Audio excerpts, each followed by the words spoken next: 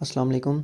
आज के इस वीडियो में हम देखेंगे टेस्टिकुलर स्वेलिंग को, यानी कि टेस्टिकुलर स्वेलिंग को एग्जामिनेशन और हिस्ट्री के थ्रू हम जो है ना इस स्वेलिंग की डायग्नोसिस तक जो है कैसे पहुंचेंगे। तो सबसे पहले देखना है कि जो स्वेलिंग है वो टेस्टिस के जो है अंदर है, बाहर है, या जो है अंदर है, इनसाइड है, या ऑन द सेक्रोटम है। अगर ऑन द सेक्रोटम है तो ये मोस्ट जो है प्रोबेबली सेबेशियस सिस्ट हो सकता है।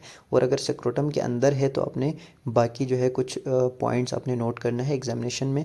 देखना है कि पेनफुल है या पेनलेस है। अगर पेनफुल है ये टॉर्शन हो सकता है और एपिडिडिमस के इन्फेक्शन हो सकता है और ऑर्काइटिस हो सकता है ये।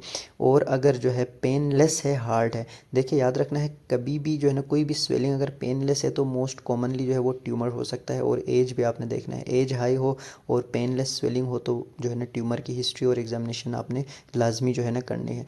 अगर हार्ड पेनलेस हो तो ट्यूमर हो सकता है, हेमेटोमा हो सकता है यानी कि कलेक्शन ऑफ ब्लड वहाँ पे हो सकता है, और सेफेलिस टीबी भी हो सकता है। और अगर सॉफ्ट है तो जो है वेरिकोसील, हाइड्रोसील और जो है एपिडिडिमल सिस्ट हो सकता है। फिर आपने इनको मज़ीद जो है आगे इनकी अपनी स्पेसिफिक इन्वेस्टिगेशन है, स्पेसिफिक एग्जामिनेशन पॉइंट्स है, वो आपने परफॉर्म करके फिर डीडी की तरफ आपने जाना है। और अगर गेट अबाउट द स्वेलिंग है तो ये हर्निया है। मोस्टली आप जो है हर्निया को हाइड्रोसील और टेस्टिकुलर स्वेलिंग से डिफ्रेंशिएट ही आप इसी तरह करते हैं कि गेट अबाउट द स्वेलिंग है कि नहीं।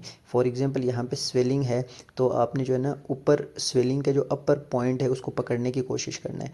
अगर जो है आपके हाथ में जो आ रहा है जो गेट अबाउ द स्वेलिंग, इसका मतलब है कि ऊपर नहीं है स्वेलिंग, तो ये मोस्ट प्रोबेबली टेस्टिस से रिलेटेड है। और अब अगर जो है ना गेट अबाउ द स्वेलिंग आप ऊपर हाथ रख के आपके हाथ में नहीं आ रहे, इसका जो एंड पॉइंट है, तो वो जो है मोस्ट प्रोबेबली हर्निया डायग्नोस करते हैं हम। Thank you.